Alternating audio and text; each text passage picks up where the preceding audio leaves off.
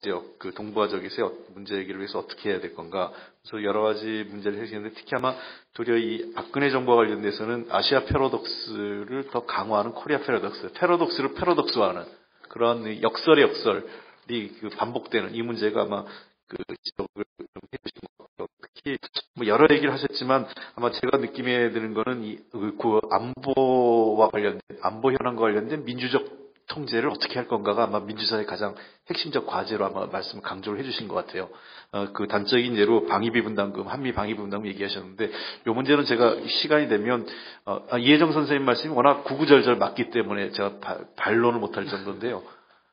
실제로 이 문제를 다뤘던 그 해당 상임위에서 뭐 제가 이 내용을 또 소상하게 밝히기 좀 그렇지만 거의 전적으로 저는 이혜정 선생님 지적이 뭐 101% 맞다고 할 정도로 저로서는 뭐 변명의 여지가 없다고 생각합니다. 다만 과연 이런 문제들을 우리가 그 민주화된 사회에 민주적 통제가 제대로 이루어지지 않는 측면, 그다음에 도리어 그 민주화된 그 의회에서 자유로운 토론이 제한되는 그런 현재 그 사회적 환경 이런 것들에 대해서는 상당한 그 우리가 그 이 성찰이 필요한 시점이 아닐까 하는 생각도 듭니다. 그 문제의식에서는 전적으로 공감하고요. 과연 해법에 대해서 아까 구체적으로 이게 민주적 그 통제에 대해서 지적은 정말 맞는 말씀인데 과연 이 의회조차도 최근에는 정부를 민주적 통제하기 어렵고 야당조차도 민주적 리더십이랄까 민주적 논의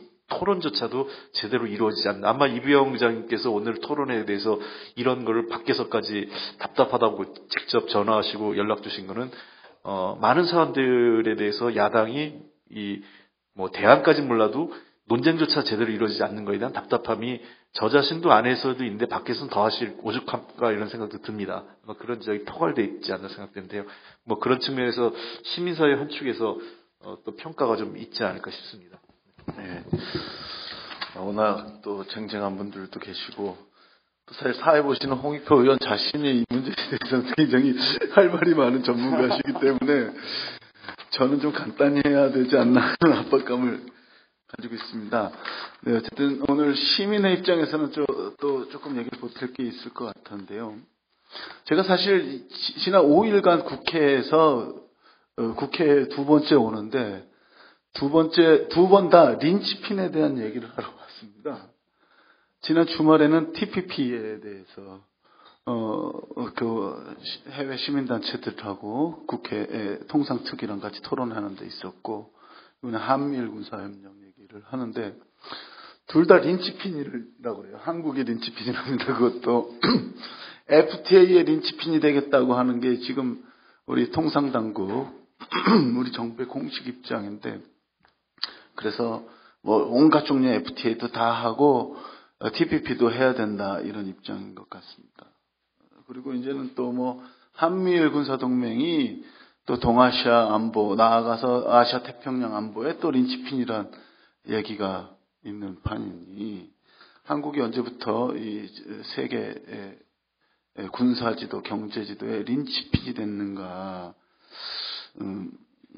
하는 질문을 던지면서 시작해야 될 것 같은데 사실 이 린치핀이라는 말을 구체적으로 안 썼습니다만은 제가 이런 얘기를 구체적으로 접한 그거는 2010년에 아마 클린턴 장관이 오바마 대통령이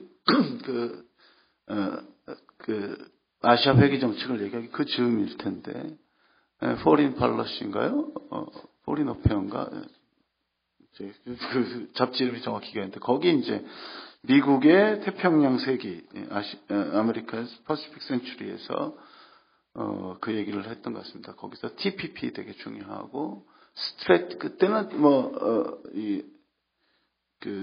피벗이라는 말을 구체적으로 안 쓰고 스트래티직 턴이라고 그랬던 것 같은데 그래서 아시아로 중동에서 아시아로 오는 게 되게 중요한데 특히 한국과 일본에 주둔하는 미군 전력과 이들 나라의 동맹이 가장 중요하다 이렇게 얘기했던 것 같아요.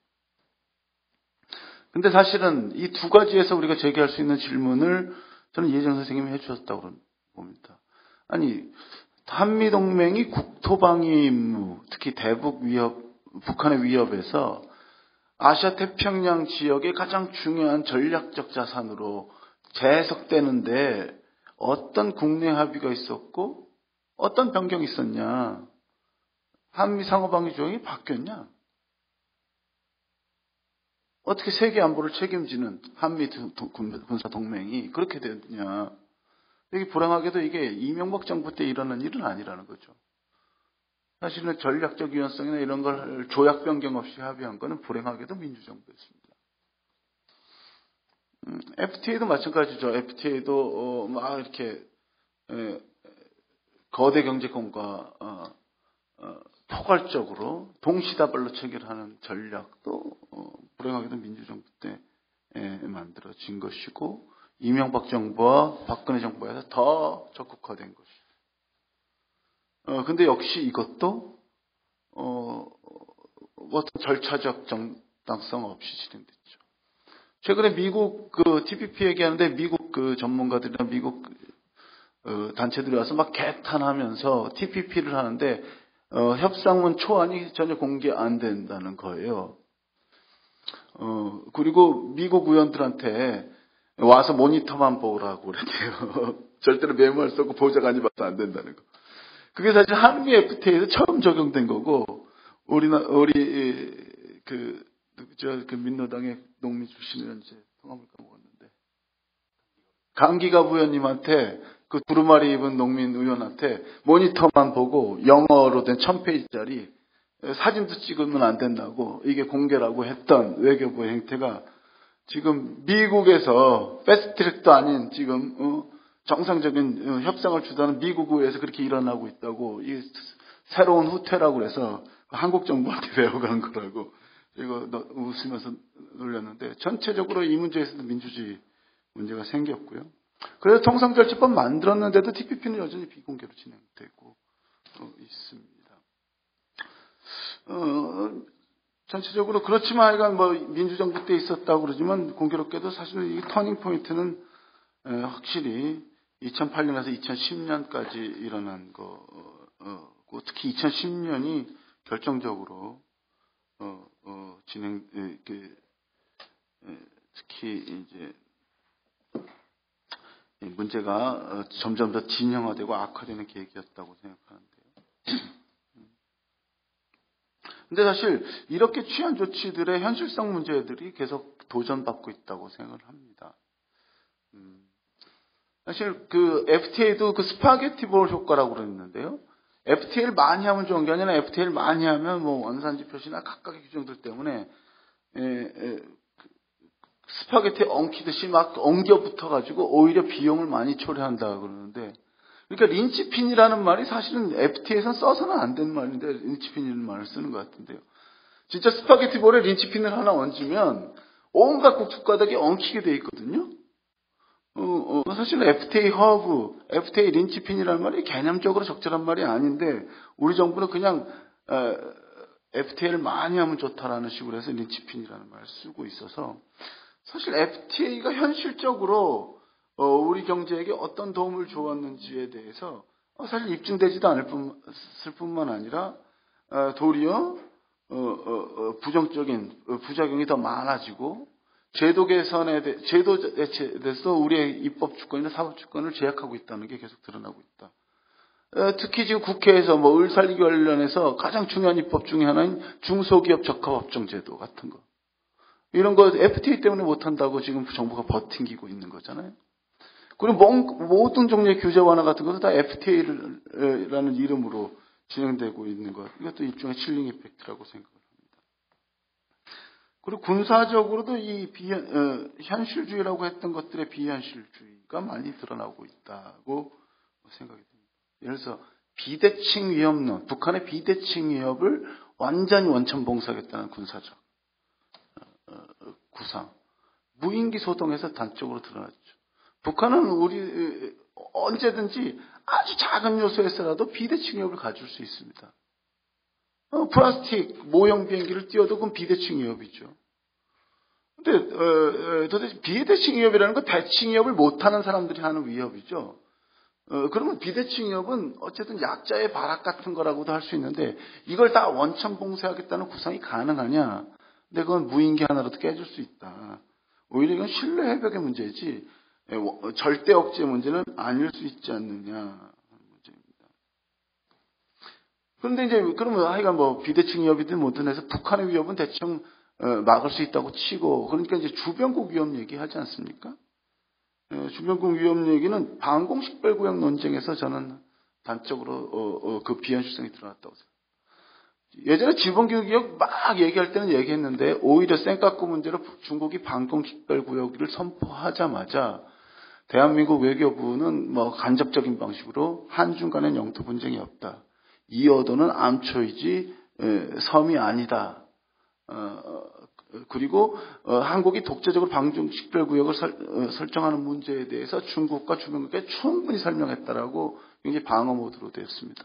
왜냐하면 한국은 이미 일본의 방공식별구역에 대해서 얘기할 수 없었고 일본의 방공식별구역 40년간 얘기 못한 이유는 이걸 다시 끊을 경우에 독도 문제나 뭐나 많이 얘기가 될 거기 때문에 외교 논쟁을 만들지 않으려고 했고 사실 그런 외교 논쟁이 재발할까 봐 울릉도에는 사실 해군기지를 만들자는 얘기가 많이 있지만 사실 해경부두만 만들고 있고 해군 기지를 만들었어도 프리기탐 이상을 정복할 수 없도록 해군이 스스로 절제하고 있습니다.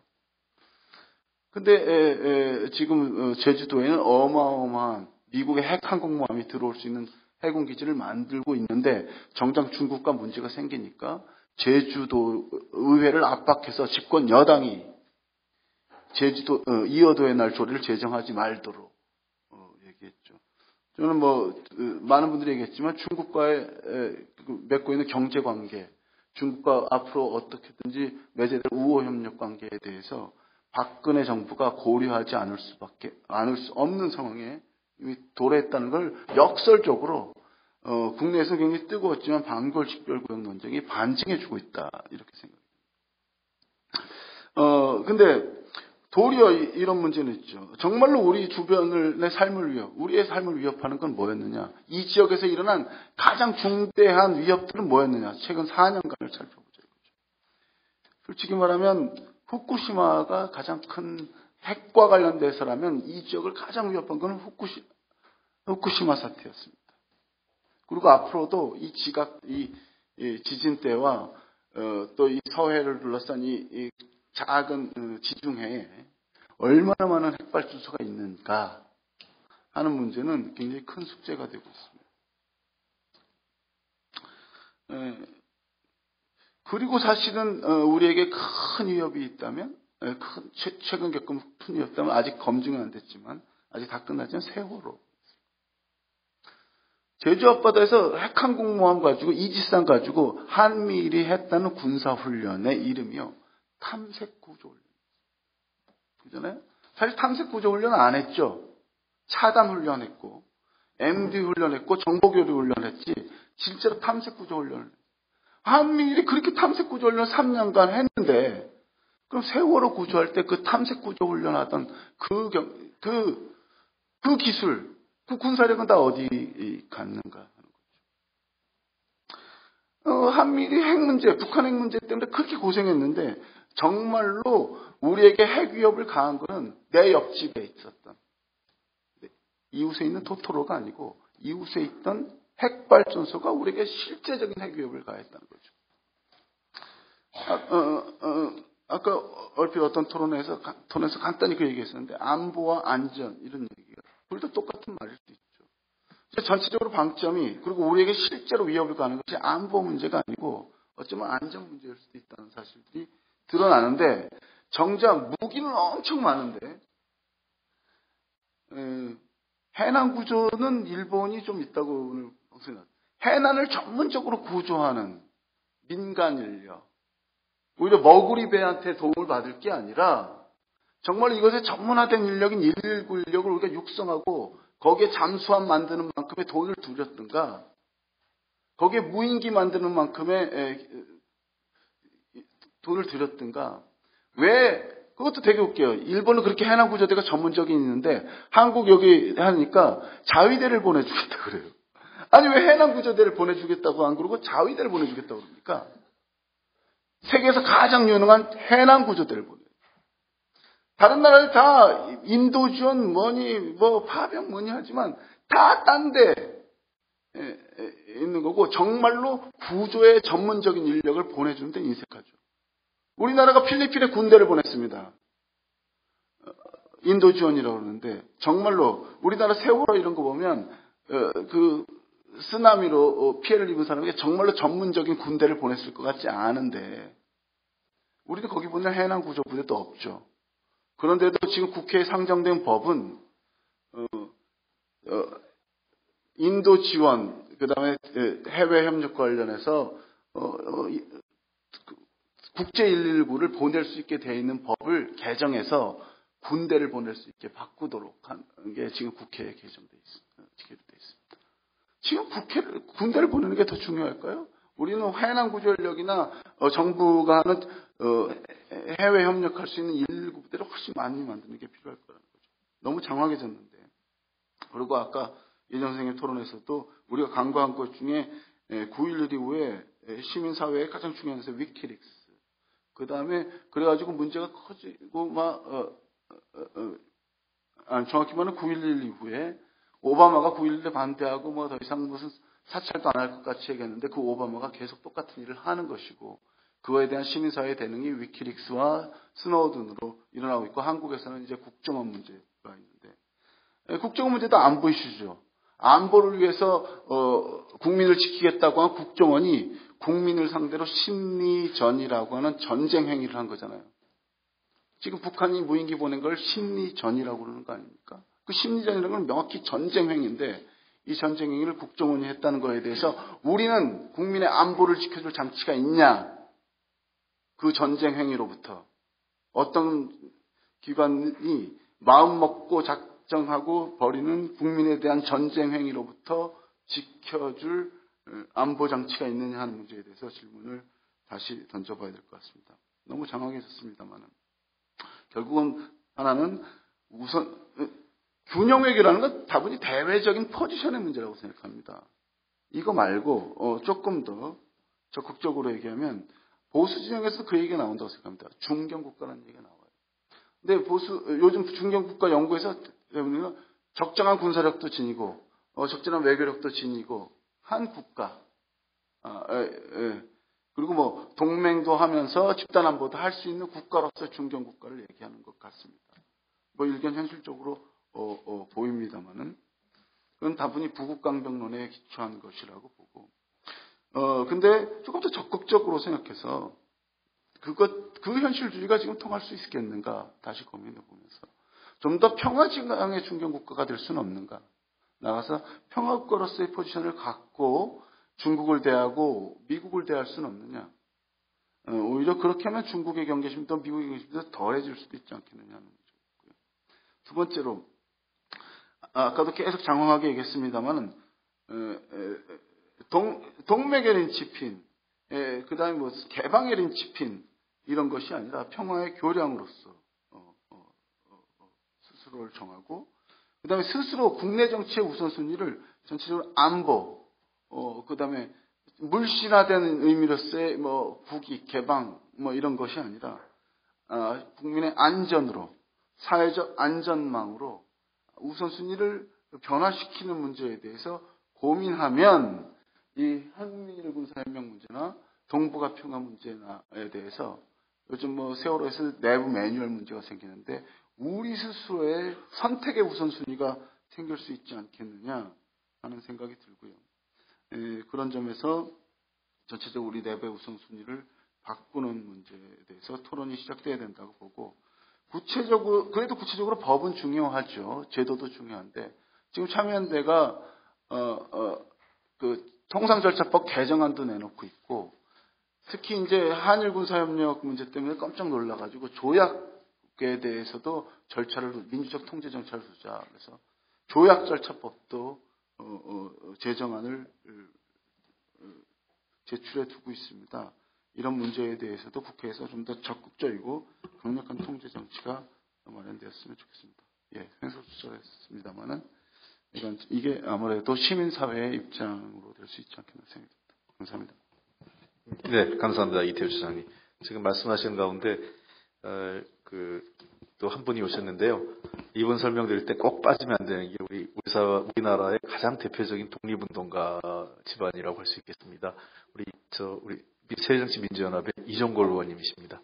지난해 큰 박수 부탁드리고요. 지난해 야스쿠니 신사까지 직접 가셔서 이 일본의 역사 왜곡에 대해서 항의하셨던 몸으로 이 민족 문제를 안고 계신 분입니다.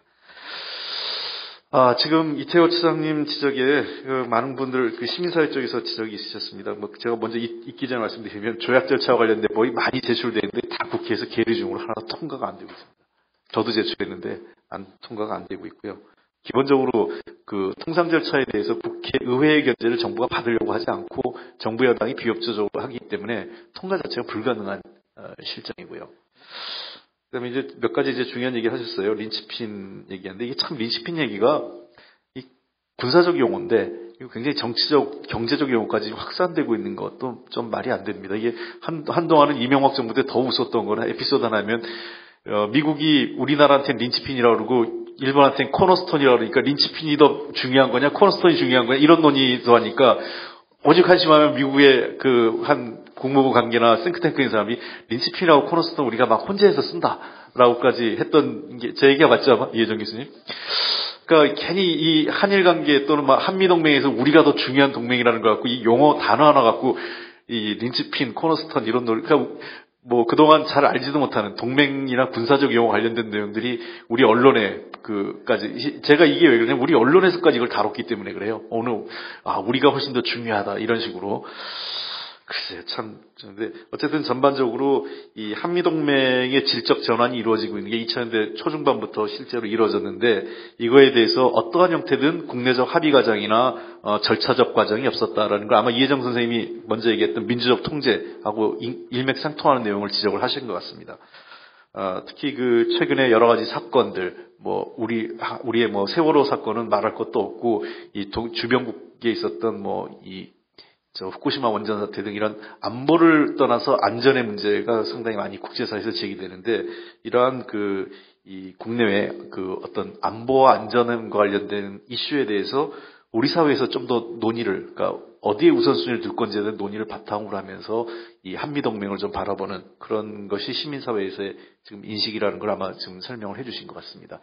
그러면은 이게 시간 관계상 제가 바로 토론자나 발제자분들에게 마이크를 돌리기보다 플로어에 있는 분들한테 먼저 드리고, 몰아서, 예를 들면 질문해 주시는 분은 좀 의견보다는 질문을 좀 짧게 해주셨으면 좋겠어요. 시간 관계상. 그래서 예를 들면 김창수 선생님한테 질문을 김창수 선생님한테 하겠다. 이혜정 선생님한테 하겠다면 이혜정 선생님한테 하겠다고 명확하게 질문의 대상자를 좀 지정해 주시고 질문을 해 주셨으면 좋겠습니다. 네, 선생님. 네, 한생명 운동을 하는 김희대입니다. 우리는 이 한미일 군사협력과 동북아 평화를 보기 위해서는 두 가지 관점으로 봐야 된다고 생각합니다. 하나는 역사적인 관점, 하나는 이건 책임적인 관점입니다. 그래서 역사적인 관점은 우리 시민사회에 내가 이태호 차장한테 질문을 하겠는데요. 우리 조상들이 일제 강점기를 거치면서 미국하고 일본을 우리 조상들이 이야기한 게 있어요. 미국 믿지 말고 일본 일어선다. 네? 이거는 해방이 돼서 우리 조상들이 해방이 돼서도 앞으로의 이런 우리 조상들의 이런 그거를 우리는 반드시 우리는 그걸 해야 됩니다. 그래서 정말 지금 한일 군사 정보 보호 비밀 협정이 이명박 정권부터 지금 하고 있는데 이걸 우리가 역사적으로 어떻게 돌아봐야 될 건가? 예? 일본이 한국의 동의를 얻고 그거 한다? 이게 말이 안 되는 거예요. 우리 역사적으로 일본한테 우리 어떻게 당했는지 이태호 처장한테 질문하고 김창수 박사께는 이 동북아 평화를 위해서는 이 주변국들의 이 책임 문제가 책임 문제가 있어요. 예? 지금 한미일 군사협력, 동북아 평화, 거기에 미국은 무슨 책임을 지고, 일본은 무슨 책임을 지고, 예? 중국과 러시아는 어떤 책임을 지고 하는 게 이 육자회담에서 이게 돼야 되는데 아무런 그것도 없어요. 그냥 단지 북한 하나 희생약으로 만드는 그거를 지금 육자회담에서 지금 하려는 거라고. 예? 거기에는 그들의 책임은 아무것도 없어요.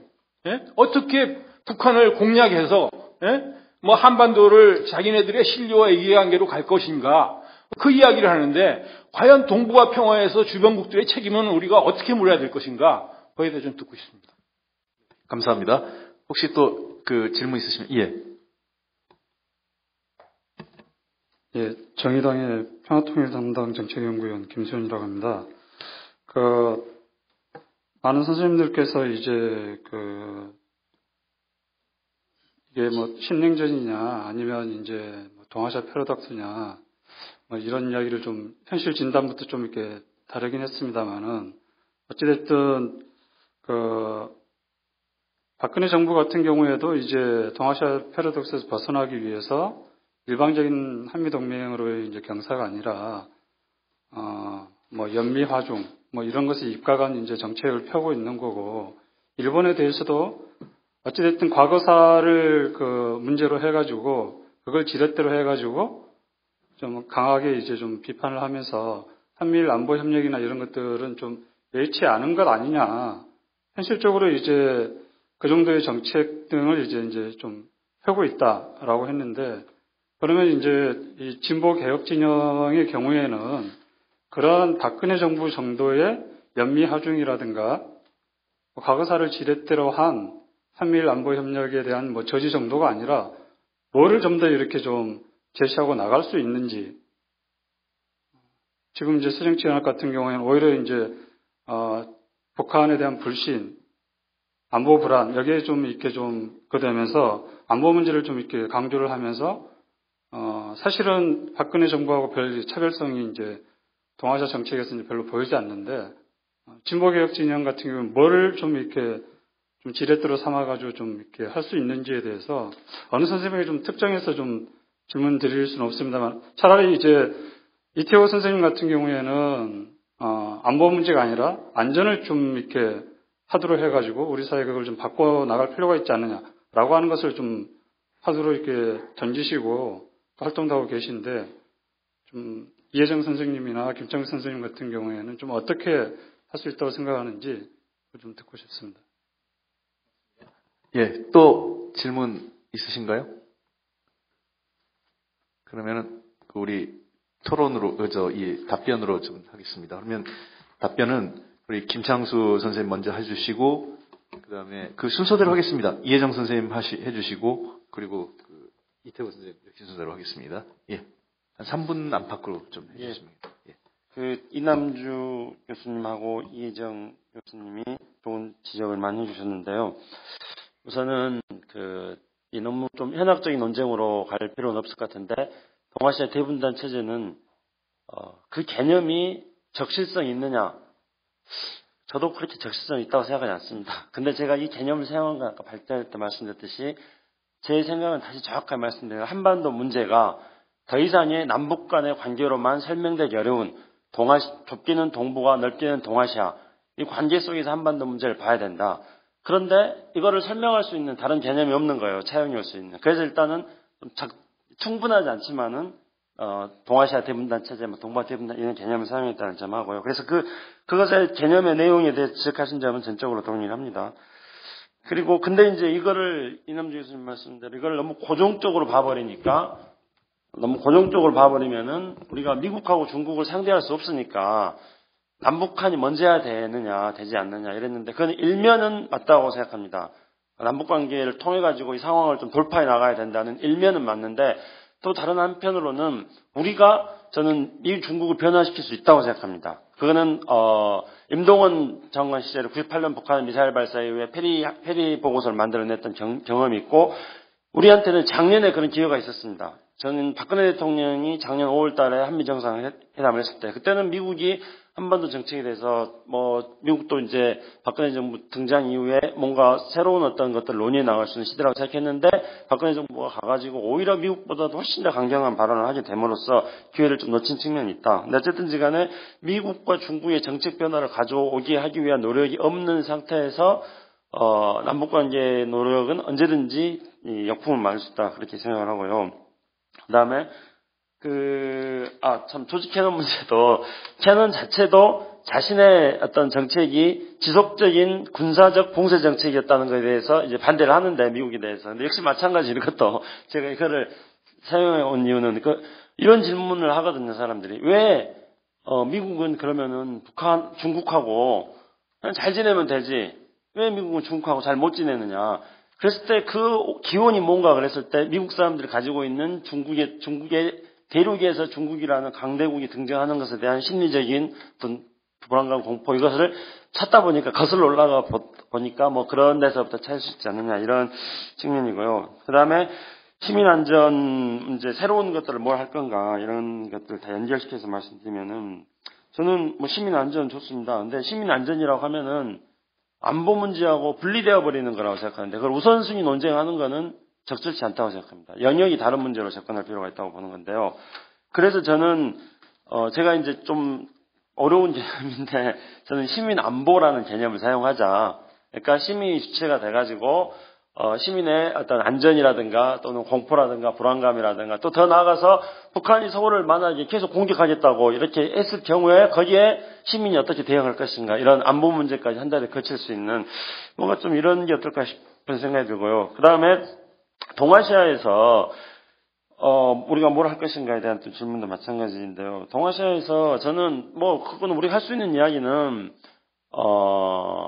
동아시아의 뭐 평화체제, 동아시아의 다자안보체제, 뭐 동아시아의 뭐 집단안전보체 이런 것들 오랫동안 이야기했고 동아시아의 공동의 집 뭐 이런 것들 뭐 그 고르바초프 때부터 뭐 계속 논의됐던 것은 실현이 안 되고 있기 때문에 결국은 내용은 그런 거라고 생각합니다. 포장을 말을 어떻게 하느냐의 문제라고 생각하는데요. 근데 거기서 저는 이제 역사 전수 문제와도 관계되는 건데 제가 생각하는 거는 세 가지 아까 좀 충분하게 발제가 되지 못해서 말씀 못 드리는 거였는데 유럽하고 비교해가지고 유럽은 일단은 소련이 망하니까 냉전 해체됐다는 측면이 하나가 있고 그 다음에 어떤 평화 국가들이 그러니까 어떤 룩셈부르크라든가 어떤 벨기에 같은 평화 국가들이 있었고 그 다음에 독일이 과거사를 반성했고 그런 측면에서 볼 때 중국은 망하지 않으니까 중국과 관계를 어떻게 가질 것인가 하는 문제 그 다음에 한국이 어떻게 아시아에서 평화국가가 될 수 있을 것인가 하는 문제. 그건 남북관계하고는 조금 다른 문제로. 그랬을 때 도시 차원에서도 그런 역할을 할 수 있지 않을까. 평화도시 연대 뭐 이런 것. 그래서 유럽의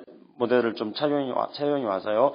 그 다음에 일본의 문제에 있어서는 그건 이제 역사 전선에서 그냥 역사 문제를 아주 강력하게 전제 조건을 하자는 그런 게 아니라 예를 들어본다면은 일본 내에서 진행되어지는 여러 가지 활동들. 그러니까 제가 이제 그냥 쉽게 예를 들어보면 일본에서 그 우익 단체인 제1특권을 허용하지 않은 시민 모임에 대해서 일본 지방법원에서 배상을 명령했거든요.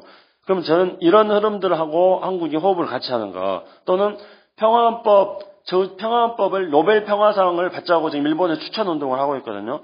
저는 그걸 한국 시민사회가 연대해가지고 한국도 평화헌법에 노벨 평화상을 받는 후보로 한국이 추천을 같이 해주는 거 또는 일본의 2016년이 평화헌법 제정 70주년인가 그렇게 됩니다. 그러면은 그때 평화헌법하고 평화협정, 그러니까 사수 평화헌법, 뭐 체결 평화협정 이런 식으로 해가지고 동아시아의 공동의 과제들을 만들어내는 거. 그러면 이거 한중일 시민사회에서 같이 할 수 있지 않을까? 하여튼 이런 어떤 운동을 통해 가지고 동아시아의 역사 문제에 대해서 우리가 좀 적극적으로 대처해 나가는 노력이 우리가 동아시아에서 어떻게 좀 새롭게 할 수 있는 노력이 아닐까 그렇게 생각을 해봅니다. 맞습니다. 이혜정 선생님. 예, 두 번째 질문하신 선생님 질문의 답이라기보다 그냥 제 고민은 토론문의 4-4에 제가 사실은 써놓은 건데 정리 겸 제 문제 제기를 한 부분은 4-4의 마지막에 있는 역사전선 파트에 남수단의 평화유지군으로 나가 있는데 일본 탄약을 받아서 국내 정치에 역풍을 맞았죠. 근데 과연 그걸 어떻게 볼 거냐.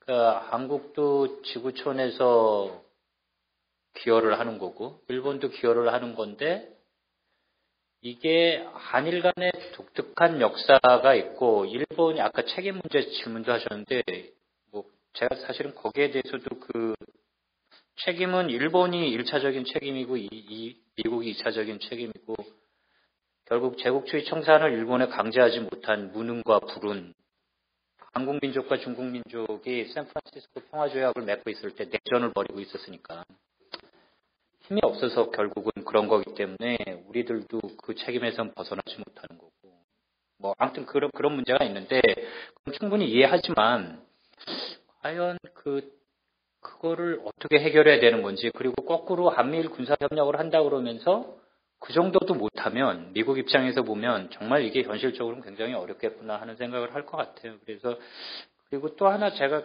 불편한 건 저 개인적으로 불편한 건 보수건 진보건 과거사 문제는 다 일본의 양심 세력과 연계를 한다고 그러거든요. 양심 세력이란 말 자체를 저는 싫어하는데 이거 이제 한국적인 언명이라고 생각합니다. 근데 보수 쪽에서 보면 양심 세력이 사실은 종북 세력에 가깝거든요. 그리고 진보 쪽에서의 고민은 양심 세력이 일본 내에 대단히 소수예요. 그러면 일본과 평화운동 연계를 하든 뭐를 하든 양심 세력과만 연계를 해서 나머지 세력을 배제해서는 한일 간의 역사적인 화해가 불가능하다고 생각하거든요. 그럼 보수 쪽에서는 그러니까 그래서 써놓은 게 마지막에 제 그냥 간단한 건데 한국 민족주의 전체가 일본의 과거사에 대해서 문제 제기를 하는 거 하고 진보 진영에서는 어떻게 다르게 차별성을 가질 수 있겠느냐. 이렇게 해답이라기보다 그냥 제가 고민했던 거고 양심 세력이라는 언명부터 뭔가 바꿔야 될 것 같다는 게 제 개인적으로 생각하는 거고 결국은 할 수 있는 부분은 뭐 너무 뻔한 얘기 같은 얘기를 반복하는 것 같지만 민주주의 문제를 가지고 지속적으로 뭔가 다양한 진보가 갖고 있는 게 진보가 가장 욕을 먹는 게 니네가 애국자냐 라는 부분인데 이 부분을 해결을 해야 될 것 같아요. 종북이라고 굴레를 씌운다는 거에서 벗어나서 진보의 애국심을 어떻게 됐든 그러니까 이게 국민이냐 시민이냐도 굉장히 어려운 문제인데 정주영 씨 아들 문제 때문에 만약에 그런 프레임이 계속 가면 국민이 국가를 만든다. 엄밀하게 따지면 국가가 국가 안에 속해 있는 민증 있는 사람들을 국민으로 규정하는 거거든요. 그러니까 만약에 이것도 아주 장기적으로 보면 대한민국은 민주공화국이고 민주공화국에 정치적으로 참여하는 시민이 주인이다. 이렇게 돼야 되는 거죠. 국민이 있는 한 국가주의에서 벗어나기 힘들다고 봐요. 개인적으로는. 그러면 이제 어떻게 시민과 국민과 애국심과 진보 진영의 민족주의와 진보의 논리를 결합할 수 있느냐.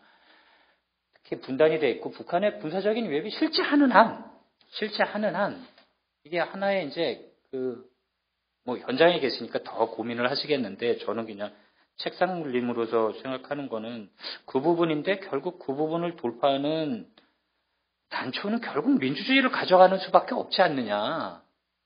북한에 대해서도 그렇고 일단 민주적인 절차적인 정당성에도 충분히 논의를 하는 과정에서 소수자에 대한 최소한의 보장 같은 게 있어야 일본도 민주주의대로 해라. 평화헌법을 해석 개헌하지 말고 하는 얘기를 할 수 있고 북한 인권에 대해서도 얘기할 수 있고 중국에 대해서도 저는 세월호는 이건 조금 딴 얘기지만 한류가 완전히 끝났다고 생각하는데 이런 식이면 한국이 갖고 있는 외교적인 가장 큰 자산은 이렇든 저랬든 민주주의하고 경제성장하는 거예요. 근데 이게 날아가면 미국이 스노우덴 날아가면 미국에 대해서 아무리 떠들어도 거꾸로 싸이가 노래 잘 만들면 우리가 소프트 파워 안 해도 전 세계에서 와서 보는 것처럼 결국은 이 부분을 어떻게 가져가는 뭐 답은 없는 거고요. 그래도 결국은 민주주의에 기댈 수밖에 없는 것 아니냐 하는 생각하고 있습니다. 우선 저도 동아시아 얘기 먼저 하고 한일 관계 얘기 연결해서 구체적으로는 저는 오히려 패러다임 얘기는 했습니다만 오히려 구체적인 얘기는 좀 자제했는데 좀 구체적이라면 TPP는 해서는 안 될 것 같고요. TPP 그 자체도 쉽게 되지는 않을 것 같습니다. 근데 어쨌든 이남주 선생님 얘기했듯이 그러면 TPP에 대해서는 관심을 표명하는 식으로 이제 한국 정부가 나오고 있는데 구체적으로 말하면 중국에게는 RCEP, RCEP이라고 하는 데는 어떻게 할 거냐. 근데 사실은 한중 FTA라고는 또 문제가 달라집니다. 한중 FTA는 너무 거대한 경제적 영향을 미치기 때문에 특히 농민하고 중소기업들한테. 그래서 한국 정부가 이렇게 계속 높은 수준의 FTA를 할 거냐. 오히려 그 RCEP 같은 거를 얼리 하비스트 방식이라고 합니다. 서로 합의되는 거 먼저 합의하고 나머지는 두자. 뭐 서로 꼭 필요한 것만 하면 되지 뭐. 그러니까 경제 협력 수준인데 이런 방식으로 아시아 태평양 지역에서도 협력을 맺어나가는 방식으로 가야 되지 않느냐는 생각을 하고요. 동맹 문제는 동맹을 강화하는 한미일 동맹뿐만 아니라 한미 동맹마저도 이제는 조금 해소에 대해서도 시민권을 줘야 된다. 이 논의 구도에서 언제까지 군사 동맹을 중심으로 나라 간의 관계를 가져갈 거냐는 거죠. 그리고 진짜 동맹을 해소하는 게 너무 힘들다 그러면 중복 동맹 얘기라도 그럼 중국과도 동맹 맺는다. 미국과도 동맹 맺는다. 이게 가능할지 모르겠습니다만 불가능한 거라면 이제 나중에 그 동맹을 해소하자는 방향으로 나가겠죠. 그래서 다자안보랑 동맹이랑 공존할 수도 있지만 공존하기 위해서도 동맹 해소 논의가 일정한 논의 비중으로 있어야지 가능한다 셈이고요.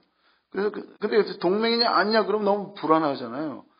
그래서 오히려 그야말로 평화 지향의 국가 비전을 어떻게 만들 건지 국가적인 관심사를 안보에서 안전으로 어떻게 옮길지에 대해서 고민을 해야 된다 하는 거고요. 사실 그래서 시민사회 역할이 필요한데 그 한일 역사도 역사라는 것도요 막 나라 간에 무슨 외교 분쟁을 해가지고 역사에 대한 인식이 강화되기보다는 교류가 많아야 대화가 많아야 서로에 대한 이해도 넓어진다고 저는 생각하고요. 일본 시민들도 교육받을 수 있다고 생각합니다. 오히려 분쟁이 강화되면 서로에게 이렇게 막 자존심만 세지지 실제로 역사는 모르고 지나가잖아요. 예를 들어서 지금 일본에 있는 반한 단체들이 역사에 대해서 관심도 없을 뿐만 아니라 알지도 못할 가능성이 있죠. 근데 예를 들어서 지금 센카쿠가 되게 복잡하다고 그러지만 오키나와 사람들이랑 대만 어부들 간에는요 이미 협력 테이블이 몇 년 전부터 있다는 겁니다. 그래서 지금 나라 간에서 갑자기 이걸 국유화하니 뭐니 그러지만 일본 어민들이든 오키나와 어민들이든 대체로 우리 고기 잡게 좀 내더라. 조도가 고기 잡는 섬인데 일단 어민들의 이해관계는 고기 잡는 거다. 이런 이해관계는 있다는 거죠. 사실 이런 모델이 굉장히 많습니다. 사실 NLL도 공동어뢰구역 만드는 문제를 해결했죠. 센카쿠도 이제 공동어뢰구역부터 다시 시작해가지고 어쨌든 국유화니 하는 선 긋는 개념이 아니라 면으로 유역 개념으로 영역 개념으로 하면 사실은 자원을 공유할 수 있는 문제가 많이 있습니다. 그리고 그런 것은 역사를 모르는 시민들한테는 말하자면 그런 이해관계로 접근하고 역사에 대해서 또 이런 식으로 교류를 하면서 역사를 서로에 대한 감정들을 이해하게 되면 굉장히 많은 문제들이 해결될 조건들이 형성될 수 있다. 물론 뭐 그렇게 민간에서 하는 것은 부분적인 역할을 할 뿐이지만 정부가 이런 요소들을 강화하는 방식으로 정책을 만들어 나가야 된다. 솔직히 말하면 독도도요. 여태까지 국내에서는 논쟁이 있었지만 거기 다 공동 어뢰구역이기 때문에 지금까지 한일 간의 영토 문제는 약간 잠재되어 있고 이어도도 마찬가지입니다. 그래서 영토 갈등, 역사 갈등 문제에 대해서는 교류와 협력, 대화 그리고 공유와 공존이라고 하는 틀을 통해서 해결하고 저는 국가 비전도 이렇게 가져가는 게 한국이 맞다. 아까 대양 세력, 해양 세력 얘기가 있었습니다만 그런 식으로 이편 내편 해가지고는 살 수가 없고 어차피 한반도는 교량이고 이미 사실 어디에게 먹히지 않을 정도로 국민도 개명돼 있고 외교력도 가지고 있고 경제력도 가지고 있고 군사력은 더할 나 없이 많이 가지고 있다. 이 정도면 어디에 먹힐 나라는 아니라는 거죠. 지금 우리에게 부족한 것은 구상이고 외교 기능이고 우리가 가진 자원들을 어떻게 공존해 그래서 통일의 기반으로 삼을 건가 하는 전략인데 그게 너무 없다. 그런데 그 전략은 평화다. 저는 그렇게 말씀드리고 싶습니다.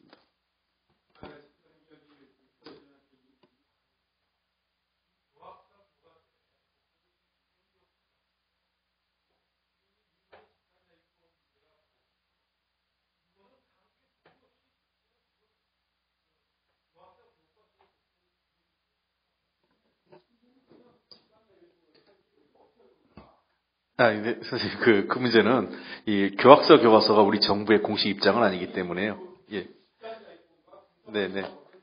예, 알겠습니다. 그거는 뭐 그런 우려를 말씀하신 걸로 하겠고요. 네, 시간이 좀 지체가 됐습니다. 이부영 전 의장님부터 비롯해서 김창수 실장님, 그 다음에 이혜정 선생님, 이만주 선생님, 그 다음에 이태호 차장님, 그리고 그 외에 플로어에서 많은 질문들이 들어왔습니다. 갑자기 두 가지 제가 생각이 떠오르습니다. 세월호 사건도 있어서 그런데, T.S. 엘리어트가 얘기했던 4월은 잔인한 달이라는 표현을 했는데, 그것은 아마 그런 표현인 것 같아요. 4월이 생명력이 약동하는 시기에 그 생명을 꿈꿀 수 없는 사람들의 슬픔을 아마 엘리어트가 황무지란 시에서 표현을 했던 기억이 납니다. 어쩌면 가장 생명력이 약동하는 4월이나 봄에 해당하는 젊은 학생들이, 어린 학생들이 희생된 것에 대해서 상당히 가슴이 아프고, 또 그러한 것들이 국가적으로도 어떤 평화와 생명의 존중으로 이어지지, 제대로 우리가 정치권 또 기성세대가 잘 이렇게 이슈화하거나 의제화하지 못하고 있다는 측면에서의 아쉬움들은 저 자신도 큰 책임을 느끼고 여기 계신 모든 분들이 아마 기성세대로서 일정하게 같은 책임감을 공유하고 있지 않을까 이런 생각을 갖고 있습니다. 그게 한 생각이고, 또 하나는 어떤 세기말적 현상입니다. 최근에 음악계에서 구스타프 말로가 이 대세란 말이 있더라고요. 구스타프 말로가 아마 이 유럽에서 인류 역사상 가장 비이성적인 전쟁이라고 하는 1차 세계전을 예언하는 음악을 만들었다고 해서 구스타프 말로에 대해서 아마 동아시아를 둘러싼 그런 이 막연한 두려움이 존재하고 있지 않을까 하는 생각입니다. 즉 1940년대 일본의 대동아 공영권, 태평양 전쟁을 거치면서 이 지역이 이제는 전쟁하지 않는 체제를 만들어야 한다고 했음에도 불구하고 아까 이혜정 선생님도 얘기했지만 저희는 근대로 들어서지 못했습니다. 그러니까 근대라는 거는 역사 문제, 특히 영토 문제에 대해서 깔끔하게 해석과 경계를 분명히 짓는 문제인데, 이 시기가 냉전과 맞부딪히면서 근대가 해소되지 못하고 세계사적 조류는 탈근대로 가고 있어요. 그러니까 근대적이 해소되지 않은 동아시아에서 탈근대적 요소가 몰려오면서 중첩돼 있고, 그러니까 문제가 굉장히 복합적으로 이루어져 있습니다. 이미 시민사회의 인식은 탈근대로 향하고 있는데 근대적 정체성이나 문제 해결이 이루어지지 않는 데에서 이 현실과 문제의식의 갭이 저는 존재하고 있다고 생각을 합니다. 그것이 불안감으로 나타나고 있는 것 같고요. 이런 불안감들이 저는 막연하게 이 국가 지도자들도 그런 현상이 나타나고 있는 것 같아요. 전쟁할 수 있는 나라, 진짜 전쟁을 막기 위해서 스스로 전쟁할 수 있는 나라를 만들어가는 겁니다. 이게 1차 세계대전 때 유럽에서 그런 현상이 벌어졌거든요. 전쟁에 대한 공포감이 갖고 있었습니다. 유럽이 내내 전쟁을 했기 때문에. 그래서 나타난 현상이 이제는 우리가 힘을 모아서 같이 전쟁에 맞서자. 그게 집단적으로 싸운 겁니다. 결국은. 그러니까 오스트리아 황태자 어딥니까? 보스니아 한 청년의 오스트리아 황태자의 아주 저격이라는 사소한 사건이 인류 역사상 가장 참혹한 전쟁을 불러일으켰듯이 이제는 우리가 뭔가 이성과 민주주의, 그 다음에 평화, 이 문제에 대해서 좀 우리가 다시 되돌아봐야 될 시점이 아닐까 이런 생각을 하고 있고요. 저는 그와 관련해서 중국의 관하에라는 누군가 키신저가 쓴 책에서 그 표현이 생각이 납니다. 우리가 특히 전략적 인물을 가지고 있는 사람, 전략가들은 현상에 대한 분석보다는 맥락에 대한 이해와 고찰이 중요하다. 이런 구절이 제가 기억이 납니다. 정확한지 않은데 아마 이런 의미일 거예요.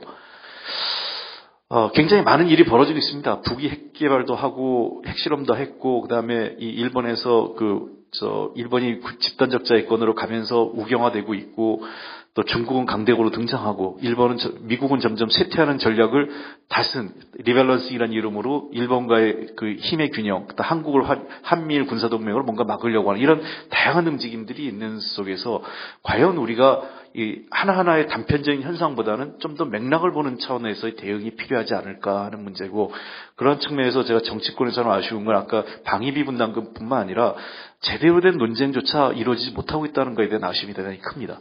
그것이 하나는 선거에 대한 유불리, 또는 뭐 그 현실에 대한 비겁함이랄까요? 뭐 잘못 얘기하면 종북, 뭐 내지는 뭐 그 여러 가지 어떤 불편함, 사회적인 비판과 논란의 중심이 되는 것에 대한 정치인들의 회피, 모르겠어요. 그런 걸 좋은 표현을 하면 작은 정치, 생활 정치, 뭐 이렇게 표현할 수도 있겠는데 그것이 맞는 건지는 모르겠습니다만 도리어 작은 정치, 생활 정치를 한다고 하면서 큰 정치가 사라지는 그런 구도도 현실을 존재하고 있습니다.